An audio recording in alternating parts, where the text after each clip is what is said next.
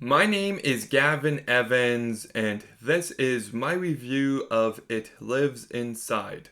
Not It, not It Follows, not It Comes at Night, but It Lives Inside. But this is a movie that I had very low expectations for. I saw the trailer a few weeks back with The Nun 2, and I thought it looked really bad.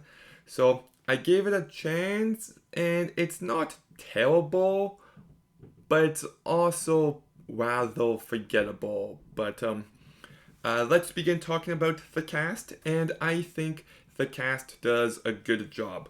Megan Sui, I think, carries this movie perfectly fine. I liked the performances by Nikru Bajra and Mohana Krishan.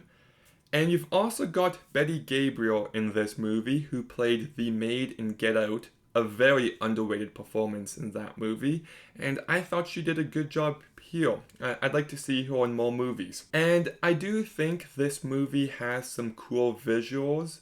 The cinematography is pretty decent, and the last act has a couple moments that got to me a tiny bit. And okay, they they keep the creature in the dark for the most part, but eventually by the end of this movie, you do see the entire creature, and okay, it looked really silly, and I kind of loved it. It's going to be the thing from this movie that I remember, and that's a positive, by the way. I loved how silly and goofy it looked. And I do like the culture on display. This movie's very enriched in Indian culture, but I also kind of wish it explored it a bit more.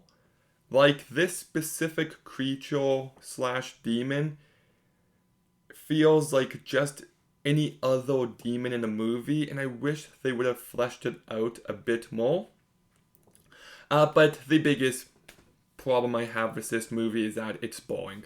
I found myself checking the times throughout, and it just didn't keep my interest in the ways I would have liked it to. It's not a very fun or entertaining movie, and it's not really scary or tense or thrilling either, unfortunately.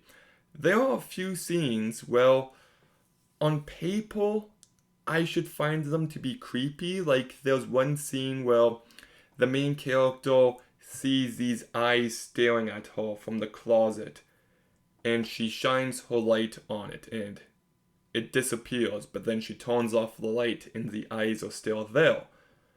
And like, that should give me chills, but the execution I just found to be so lacking by Bashir Dutta. Like, the directing here is incredibly underwhelming. And like, it just kind of feels like a drag as a result. There's also this friendship at the core of the story that isn't even remotely developed. Like, the movie tells you these two characters used to be friends, but I never felt it, and it just made for a very empty experience.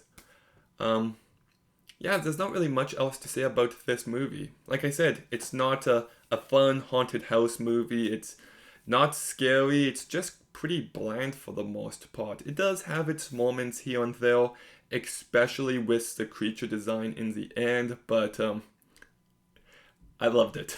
but yeah, it's not one you should rush out to see. So I'd give It Lives Inside a 4 out of 10. Okay, I know that I gave No One Will Save You, The Expendables 4, and now this movie a 4 out of 10. That's three movies in one weekend with the same rating, but that's just the way it worked out. I'm not going to not give this movie the rating I'm giving it because I already gave that rating to two other movies. It's sometimes there's just lots of bad movies released at the same time. So, anyways, have you seen It Lives Inside? What did you think of it? Let me know in the comments down below. Make sure you like, comment, subscribe, stay tuned for more videos soon, and Gavin,